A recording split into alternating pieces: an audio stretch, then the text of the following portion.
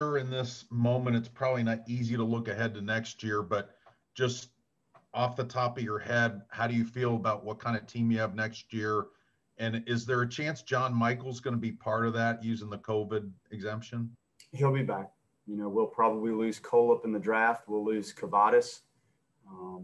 And then you have some of the seniors that they have to, number one, get into grad school to have a chance. But we don't lose much.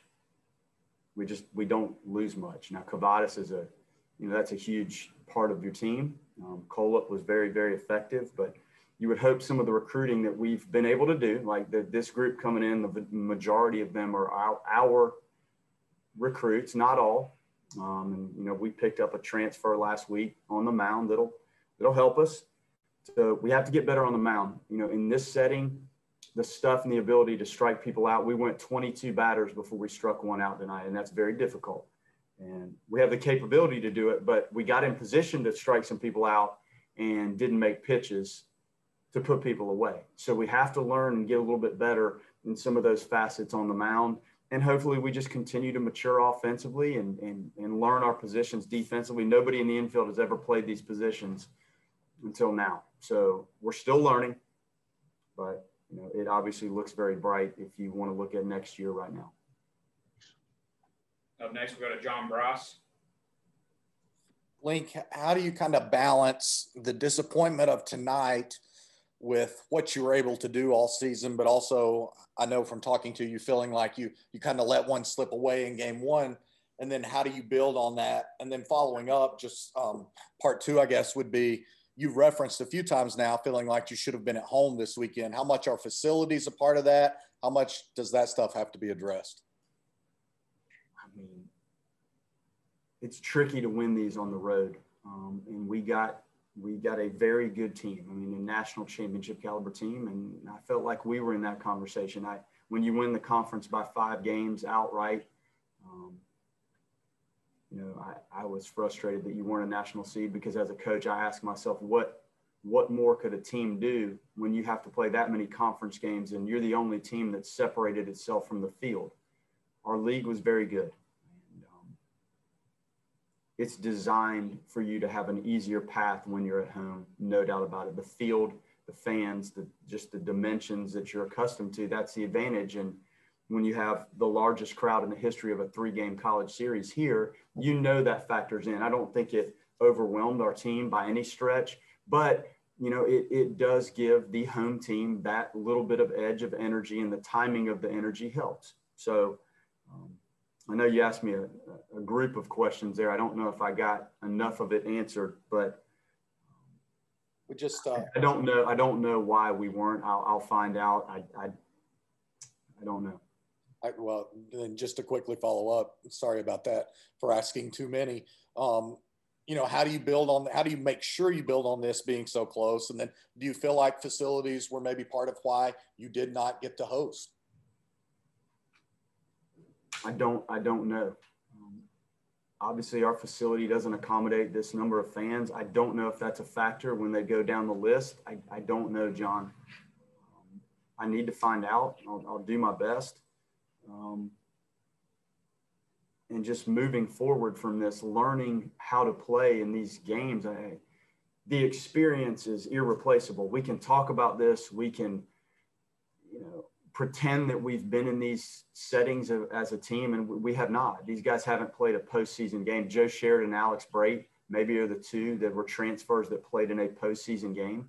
So the essence of each pitch being so critical and the margin of error being slim, and the winner take all type game, you can profess to work on that winner take all mentality. But until you get in one and experience it in this setting, it's unique. And you can now file this away as a team experience, and the individuals can reflect on what this felt like. And, you see a team dogpile on the mound and you want to experience that yourself. The chinks that we endured throughout these games, game 1 and game 3, that kept us from having the dogpile. And you'll never forget the mistakes, and you also never forget the big positive moments that you had.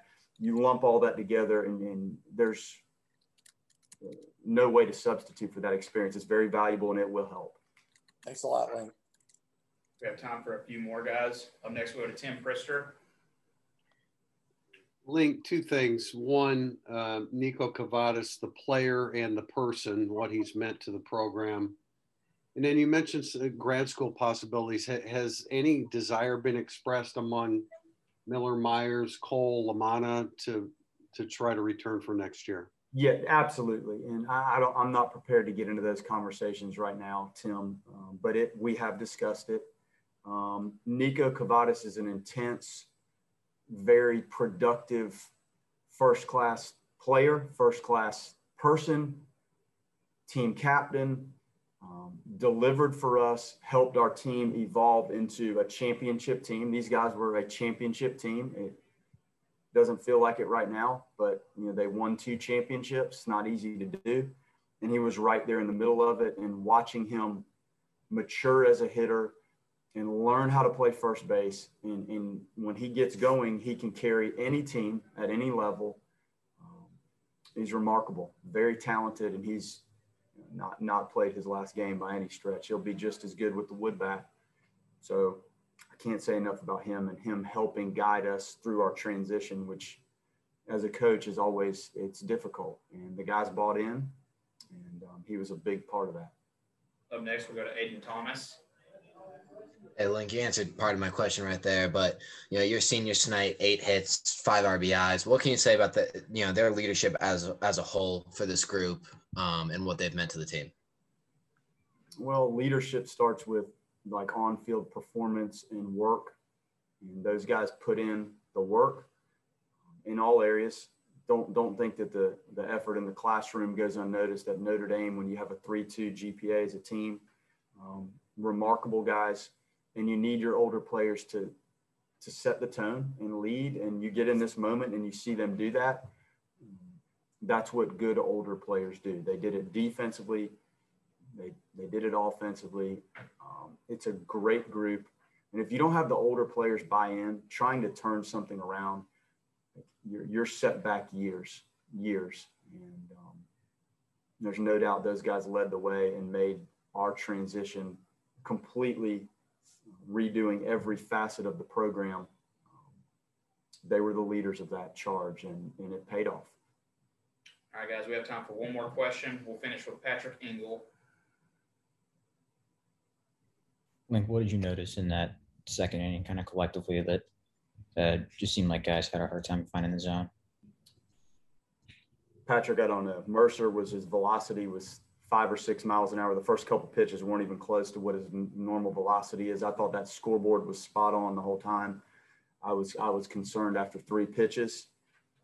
He started to settle down, but it just was not in the cards. We thought Rayo, looking at this, having been out there in that the night before and having pitched okay, and he's a lot different than Mercer. So we thought that might be a good matchup. And his changeup, when it's working, has gotten him some punch outs. Didn't today. Liam had no feel for the zone whatsoever. If I had it to do over again, knowing what I know now about, how Bertrand actually felt once we tried to get him going, that would have been a move that probably you inject him in there in the middle of that. But we thought we only had an inning with him. Joe was okay, but the ball was up. So we weren't effective at all, the first 4 guys that ran out there. And they will make you pay. They're physical, they're balanced, they're athletic. And when you're up in the zone and in the middle of the plate, they're going to throttle it. And they did, and they laid off some tough pitches and drew some walks, and the wheels started to roll. So really tough second inning, tough to absorb, tough to strategize through, tough to shake off, tough to process. But those 3 guys are going to learn. Like, they had never experienced this, and unfortunately, the experience right now was bad. But that's part of the deal. We got to grow up a little bit and be better. All right, thank you, Coach. We'll be joined by Mississippi State shortly, guys. Thank you guys for having me on all this.